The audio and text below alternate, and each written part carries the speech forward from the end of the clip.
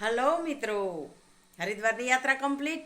આપણું જીવન પણ એક યાત્રા જ છે ને. યાત્રા પૂરી થાય એટલે યથાસ્થાને પાછું જવાનું. મિત્રો, આ સુંદર મજાની યાત્રા બહેનો, ભાભી, બા, આમ તો બા જ બધાને યાત્રાએ લઈને આવ્યા હતા, એટલે ખૂબ મજા આવી અને ઘણા બધા અનુભવો થયા. ઘણા બધા તો એવા અનુભવ થયા કે જીવન જીવવાની એમાંથી જડીબુટી જડી ગઈ. અને કઈ જડીબુટી જડી તો કે અનેક એવા અનુભવો થયા. પણ એમાંથી એક અનુભવ આજે આપ સૌની સાથે શેર કરું છું. બાકી ધીમે ધીમે મારી શ્રી, મારો ઓમ પણ હવે આપને રેગ્યુલર મળતા રહેશે. મિત્રો, ત્યાં અમે કચ્છી આશ્રમમાં ઉતરેલા. ત્યાં વહેલી સવારે જ્યારે સૂર્યનો તડકો આવે ત્યારે બધા વડીલો છે એ બહાર ખુરશી નાખીને બેસે. એમાં હું પણ એક ગ્રુપ સાથે બેઠી, જે નવું ગ્રુપ હતું. તો એની સાથે બેઠી. ત્યાં મોટી ઉંમરના બા હતા. થોડી ઉધરસ આવતી હતી, એટલે મેં સ્વાભાવિક જ પૂછ્યું કે બા, ઉધરસ થઈ ગઈ છે, શરદી થઈ ગઈ છે, હતી કે અહીંયા આવીને થઈ? તેણે કીધું કે ના ના, એ તો મને, હું ઘરે હતી ને ત્યારથી શરદી તો થઈ હતી, પણ હવે આ વધારે ઠંડી છે એટલે થોડુંક એવું લાગે છે, બાકી ખાસ કંઈ છે નહીં. એમ વાતોચીતો કરતાં કરતાં એ બાએ સરસ વાત કરી કે બેટા, ઓલી જે એક કહેવત છે ને કે પીપળ પાન ખરંતા હસ્તી કુપણિયા મુજવીતી તુજ વીત સે ધીરી બાપુડિયા ધીરી.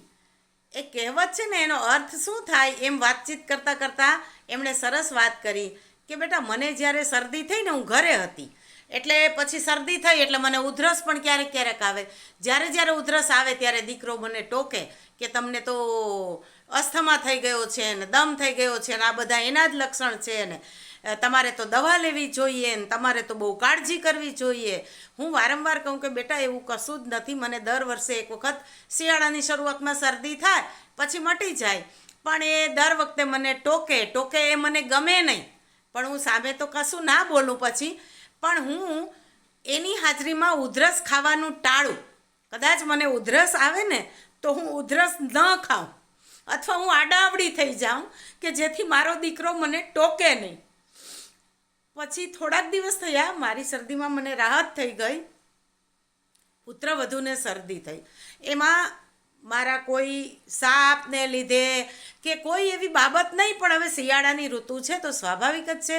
હવે એને શરદી થઈ અને એને પણ સારી એવી ઉધરસ થઈ ગઈ. વારે ઉધરસ આવે ત્યારે એવું બોલવામાં આવે કે કશો વાંધો નહીં, એ તો આ શિયાળો છે ને, શરદી થાય, ઉધરસ થાય, મટી જશે.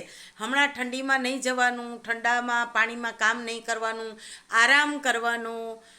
આવી બધી બાબતો જ્યારે હું સાંભળું ત્યારે મને બહુ દુઃખ થાય કે આવા કેવા બેવડા ધોરણ.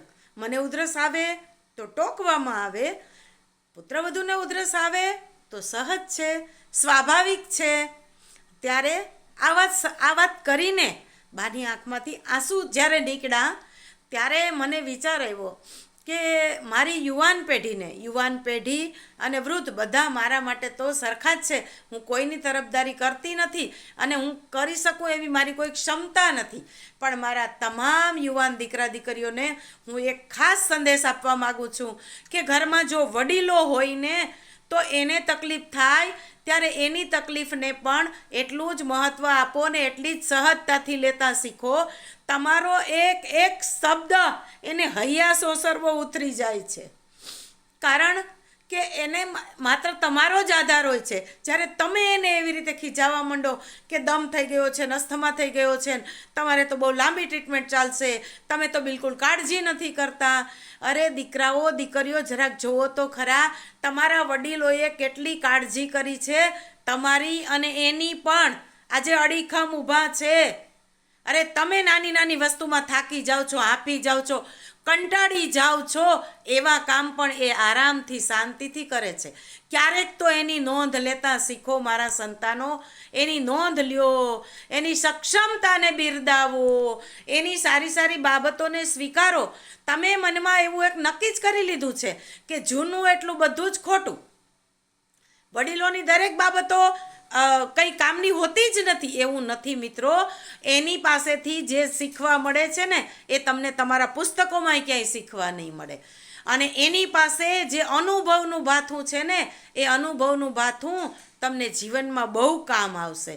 આવી તો ઘણા બધા મને અનુભવો થયા મિત્રો, પણ આ એક અનુભવ મને બહુ ધારદાર લાગ્યો અને મેં બાને બિરદાવ્યા કે બા તમારી વાત સાવ સાચી છે. ત્યારે બાએ છેલ્લે કહ્યું કે બેટા મારી વાત સાચી છે, પણ એ વાત કહેવાની મારામાં તાકાત નથી, તું મારી વાત રજૂ કરજે. અને એટલે આજે એ બાને યાદ કરીને હું એ વાત આપ સૌની સામે રજૂ કરું છું કે મારા યુવાન દીકરા દીકરીઓ ખાસ ધ્યાન દેજો, ઘરમાં વડીલ હોય તો એની તમામ બાબતોને મહત્ત્વ પણ આપો અને સહજતાથી સ્વીકારો. ઘરમાં એ છે ત્યાં સુધી રોનક છે. ભલે તમને એવું લાગતું હોય કે વડીલોમાં શું રોનક હોય, પણ એ નહીં હોય ને ત્યારે અન્ય લોકોના અનુભવો લેવા પડશે તમારે. અને અન્ય લોકોના અનુભવો તમે લેશો ત્યારે એમાં ખાતરી નથી કે એ સાચા ને સારા જ હશે. તમારા મા બાપ કોઈ દિવસ તમને ખોટી વાત નહીં કહે, ખોટે રસ્તે ચાલવાનું તમને પ્રોત્સાહન નહીં આપે.